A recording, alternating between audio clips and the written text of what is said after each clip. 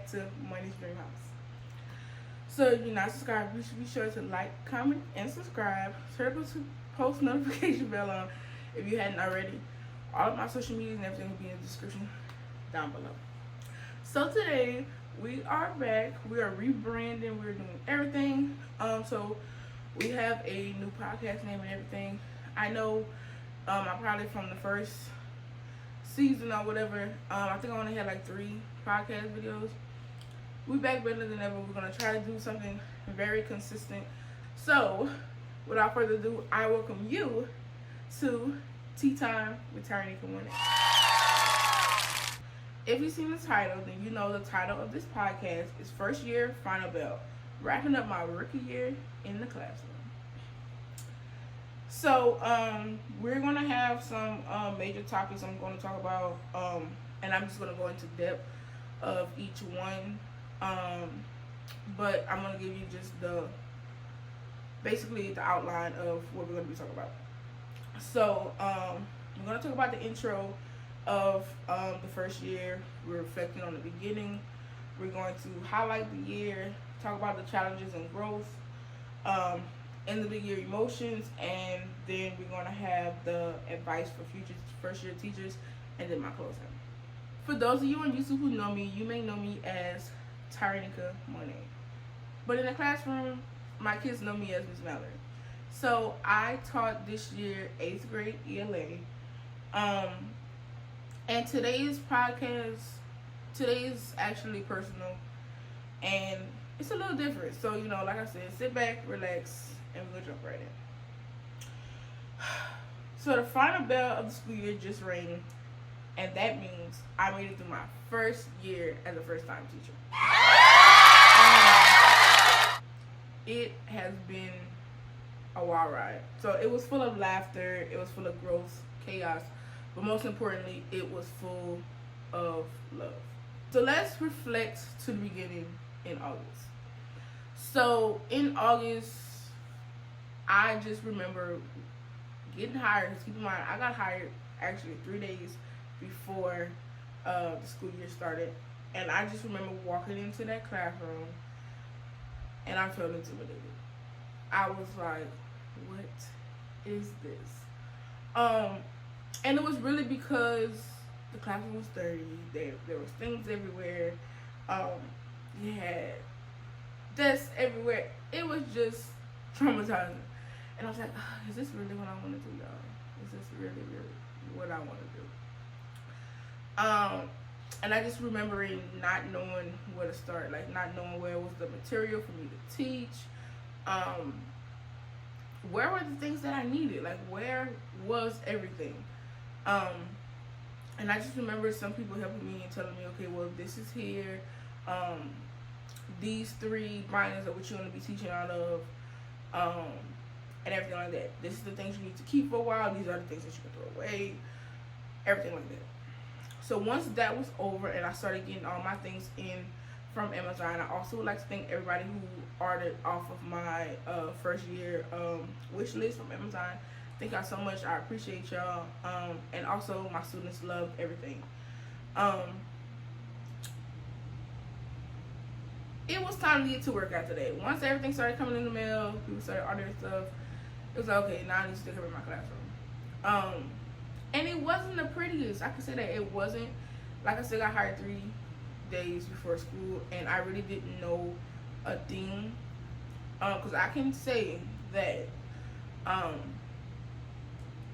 was determined to get into the classroom for the 24-25 school year. Because I was a substitute before that, and I just kept saying, I'm going to be in the classroom. I'm like, Mama, I'm going to be in the classroom. I'm going to have my own classroom. It's nice to be a substitute because you don't have all that work that a teacher has.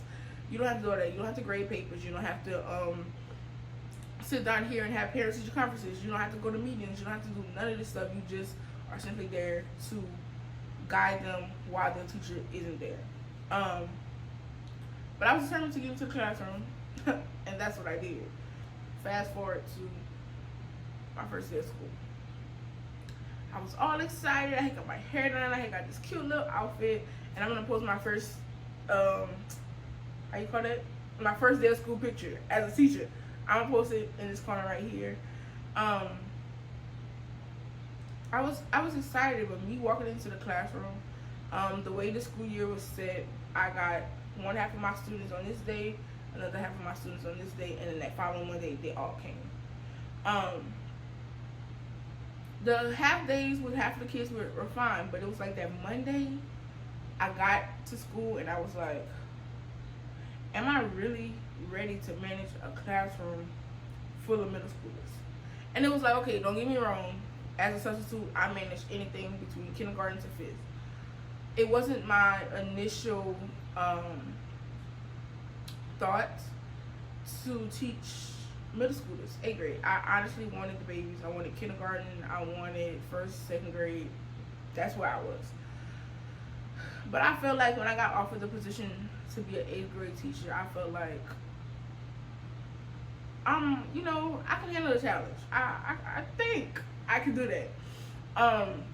But in the back of my mind, walking into that class of knowing that I was going to have a full class of kids looking at me, I was like, are you really ready for this?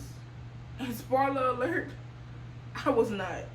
And not in a bad way, I just wasn't fully ready to be like a full-time teacher in that moment. But that's the thing about teaching. Nothing really prepares you to teach until you are in that moment. Even though I did not officially go to school to be a teacher, I knew what I would want as a teacher. I knew what, if I was sitting in this desk, I knew what I wanted to be receptive of. So now we're moving on to the highlight of the year. So as the year went on, I found my groove, you know, learn all the kids' names. All my sisters can tell you I learned their names like this. I'm good with names. I'm good with faces, all that. So one of my favorite units I ever taught was Flowers for Algernon. I'm so happy that that is one of the stories that I get to teach next year as well, because it talks and it's so, I feel like every kid needs to experience this story, basically. Watching my kids connect with the story, watching them ask deeper questions, wanting to continue reading the story, and just seeing them show their emotions, that made me just realize why I wanted to be a teacher. It made me be like, okay, this is what you want. So everything from my classroom debates, our Socratic seminars that they loved, even to the little assignments or group projects, it gave me joy to be like, oh wow, I am really a teacher. Like, y'all, I went to school every day, waking up at 5 a.m. to be to school for 7:15, or 7 o'clock sometimes. And every morning I woke up and I got dressed to go to work, and I put on regular clothes, like not really regular clothes, but you know, like professional clothes. And I'm just like, every morning I said, I'm really a teacher.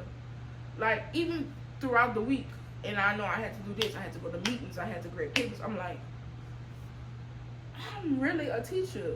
And it's so crazy because it's like, I have never felt like that about any job. Like, you know, I worked at retail, I went to school, I was just like, I'm really a teacher. And then there was Beta Club. This was the first organization that I got into at school. With me being a first year teacher, I got my feet wet. I did a lot of things. I wanted to be involved in a lot of things, but Beta was a highlight. Most of our 8th graders who could were in Beta, so it's like I got to spend a lot of time or more time with them, planning a ceremony, even just everything, having meetings with them. I think that was really one of the highlights of the whole school year. I just love seeing them be a part of something other than in the classroom, seeing them putting their thoughts and everything into something else. And I think my biggest highlight though was just creating the bond with my kids, and just, I don't know, just having kids who didn't talk really in August, September, who started talking in October, November, December, January, who was just starting to get out of their shell. Because I'm a shy person, and me being a teacher, you would not think that I'm a shy person, but I am. But getting them to break out of their shell and to talk and to engage and to contribute to classroom conversations and things like that, I was like, oh my God, I am really doing this. Like I said at the beginning, I am really a teacher. I love that. Now we're going to move on to challenges and growth. So I'm going to be honest. It was not all sunshines and rainbows, A pluses, and it was not. It just, and it's funny to say, but like when you teach, you just think of impacting the kid, getting them going to no. It's a lot of hoorah in between all that. So there were days where I felt like I failed. It was days where my classroom felt like a war zone. It was days where missed assignments, I had to catch everybody up. It was even, or there were even days where I just unplugged. I had to walk out the classroom. I remember slamming the door. I remember just crying hysterically in the hallway and was like, I do not want to do this anymore. It was just days where a lot of the energy just was not there. It was days where I had to lean on my coworkers, really my teacher bestie. It was days where I had parents who went to come to school to fight me. It was days where I had students not listening, students disrespecting me, calling me out of my name. Days where I wanted to just snatch them up, and I'm like, God, I know if I do this, I'm gonna lose my job. It was days where some of my students didn't like me because I implemented rules, and I just had to say, hey, charge it to the game.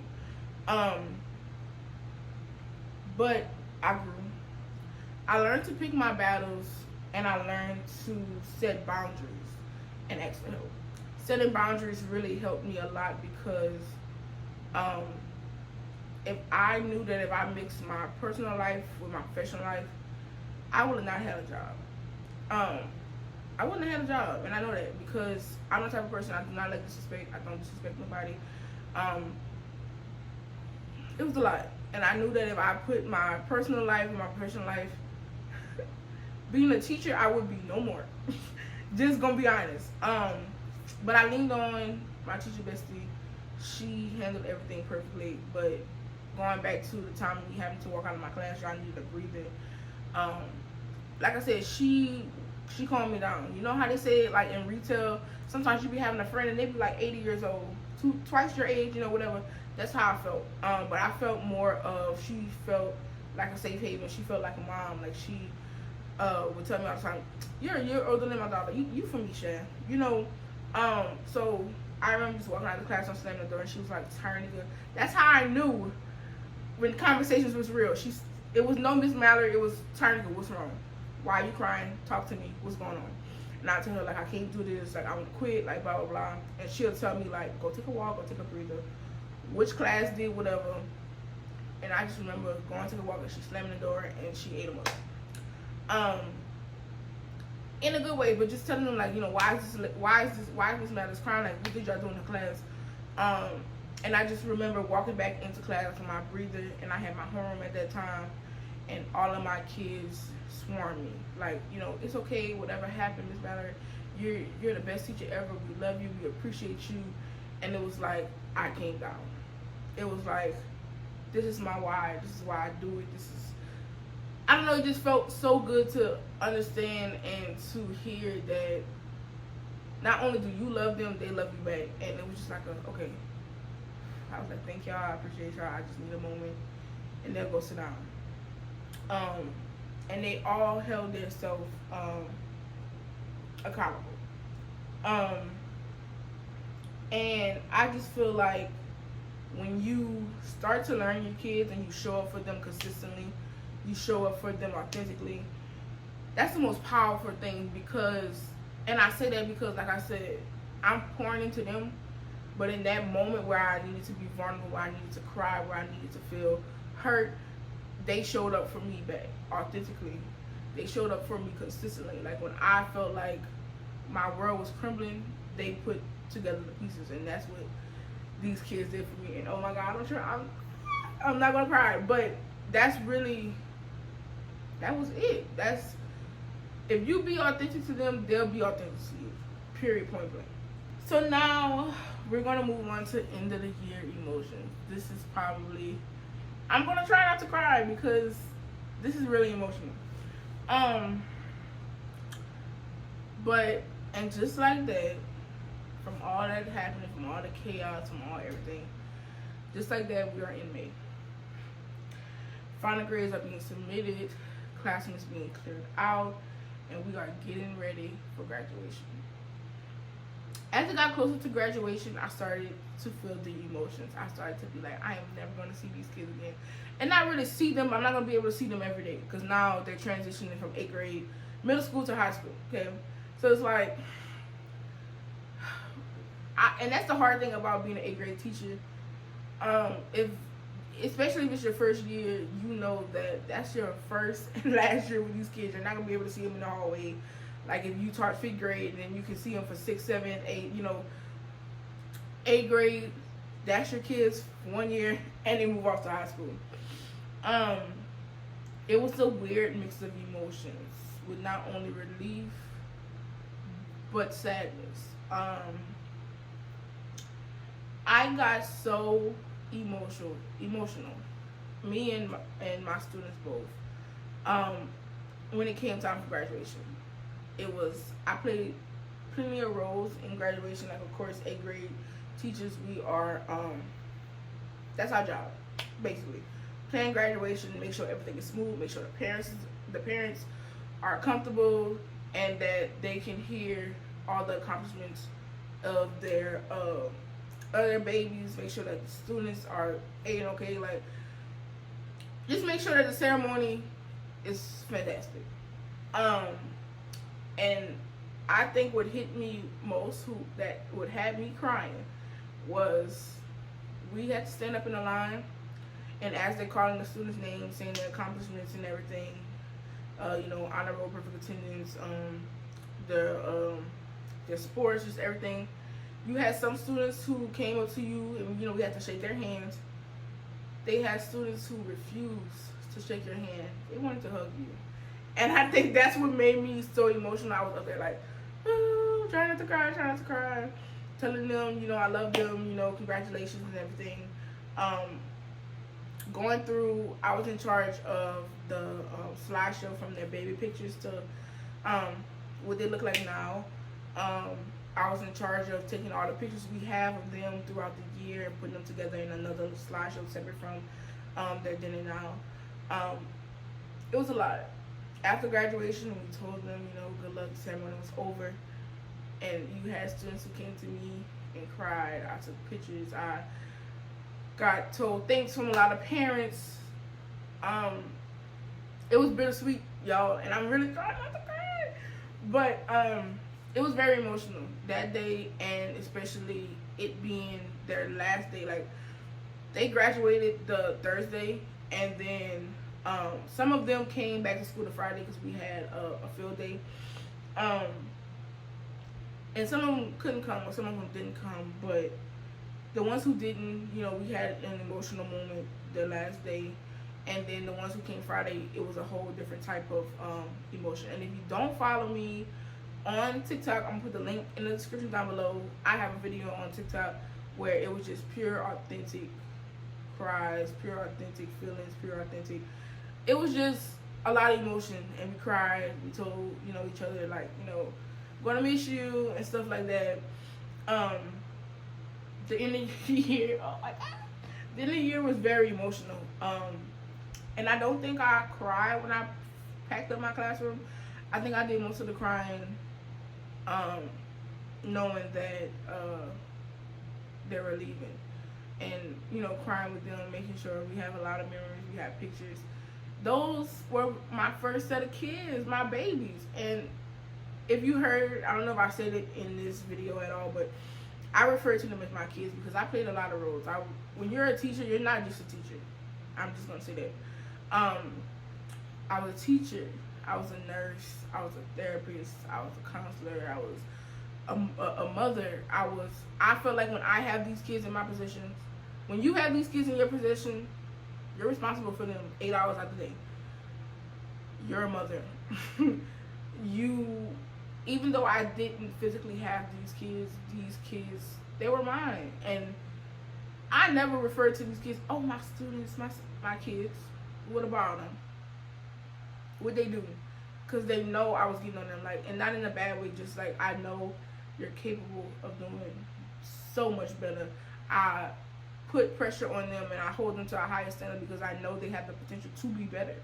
Because I refer to them a lot as my kids. Like I said, I wore plenty of roles, not just a teacher. And I think the reason why it was so emotional, because not only did the school, but that classroom and these kids, they changed me, like, for the better. I see myself become more empathetic. I see myself be more caring. I see myself just grow in ways that I didn't think that I could grow. And before I start crying, let's move on to the next topic. And this is just my advice for future first year teachers, or teachers who they just finished their first year and they're thinking about not coming back. But if this pertains to any one of you, here's what I'm going to tell you. You won't be perfect, so don't try to be. Go to school, go to work every day being authentically you. Don't go to school or don't go to work trying to be somebody that you're not. Don't go to school trying to be a people pleaser, a student pleaser. Don't do it. Because I can tell you, even though me being my first year, I stood my ground. There's a lot of things that they wanted to pass or they wanted to do. And for my students' sake, I stood my ground. I said what I had to say. Didn't hold my tongue. And it never happened. I just feel like you have to back your students 100%. These are, again, your kids. Let them be kids. Let them, teach them right from wrong, yes. Teach them the way of life. Teach them the lessons that you need to teach, but be authentically yourself. Because if you are over here being this person that you are not a robot. You're not. You cannot go up to work every day acting like someone you're not and say that you love your job. Because I promise you don't. The only way, or when I started loving my job, because of course I loved it, but when I actually loved my job, I was authentically myself. The second one is make space for your joy even on hard days. Like, laugh with your kids. Create this bond with your kids, because I promise you the bond needs to be there. Laugh. It's okay to have fun, but let them know there's a time to have fun and there's a time to be serious and there's a time to learn. Have those two discrepancies, and to where there's always joy in the classroom. You're not just going to school and then boring them and then you're being bored and going back home and you're doing the same thing all over again. Don't do that. And that ties with the next one ties with the one before. Build relationships first and the learning will follow. I feel like my kids came to school every day and they learned, but it wasn't until I started building connections with them and building bonds and learning about them and tying real world scenarios into the lessons when they started to want to learn and wanted to come to school and just, oh, I know the answer, or can I say my point of view? If he said this, I agree with him, but I want to say it a different way, or like I have something to spin off from what he said, or I disagree with her, but this is why. It was a lot of times where in 8th grade they need to be able to cite their evidence. So it was a lot of times when we did these Socratic seminars, or we did these debates, to where we did one Socratic seminar and they was ready to do the next one. It's because they say something or they answer my question and they'll be like, okay, if he feels like that, where's your evidence? They'll bounce off each other. Okay, well, where the evidence that say that? Because I think you're wrong. If you can back me up, if you can back up what you say with your evidence, then maybe I agree with you. But until then, I don't agree. And there was a lot of laughters in between. There was a lot of, oh, that's not the right evidence, or what you're saying is correct, but your evidence doesn't match. You know, it was a lot of spin-offs, and I love that. And most importantly, my last point, just remember that you're not alone. Lean on your cohorts. Lean on your staff. Ask questions. Because I promise you, if it wasn't for I call her my teacher bestie, it wasn't for my second mom, I would have quit since September. She's would held me together the whole year. She's what, if I was half stepping, she put the other half. And also allow yourself and give yourself some grace. You're not perfect. Some of this material, especially if it's your first year and you don't really have an education degree, because you can still teach without having an education degree, because that's what I have. As long as you have some type of degree, you can still teach. You just have to work to get that certification if you're in Louisiana. Some of the stuff you may not know, or you may not be familiar with, or you may not remember. Ask questions. Give yourself grace. You're not perfect. You're not going to be perfect. As long as you can understand the material, once you ask for help and teach these babies, you're going to go a long way.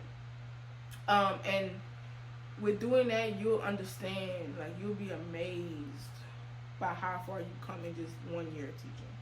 And that is it, y'all. So, thank you for coming to my podcast and just my reflection on me being a first year teacher. To my students, if you are somehow listening to this, let me go back, not my students, to my kids, if you are somehow listening to this or you see this, thank you for being a part of my first chapter. Thank you for being my safe space. Thank you for listening to all the lessons, not even just in school but outside of school. Thank you for comforting me when I didn't feel good or I didn't feel 100% there. Thank you for the connection. Thank you for the love. Just thank you. You will always hold a special place in my heart. Y'all know that. We have talks. I can't wait to see what high school does for y'all next year. Just learning and growing. And for my sport athletes, y'all know it's Mallory's gonna try to make it to y'all games. I can't wait to just see y'all flourish.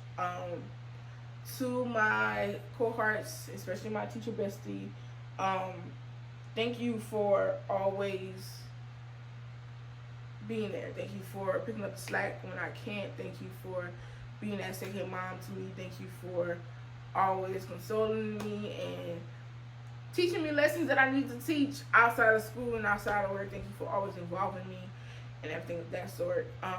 And to my future teachers, to the people who want to start out or who have thought about, you made it through your first year and you're thinking about quitting, hang in there. You got it. It's not as hard as it looked. The good always outweighs the bad. Like you said, they always have that one apple that runs the whole batch. No. I had a lot of rotten apples in my batch out of 75 kids, and the good always outweighs the bad. I know that I made an impact on these kids' lives. So you got this. Hang in there. Please. From me being a first year teacher to you, try.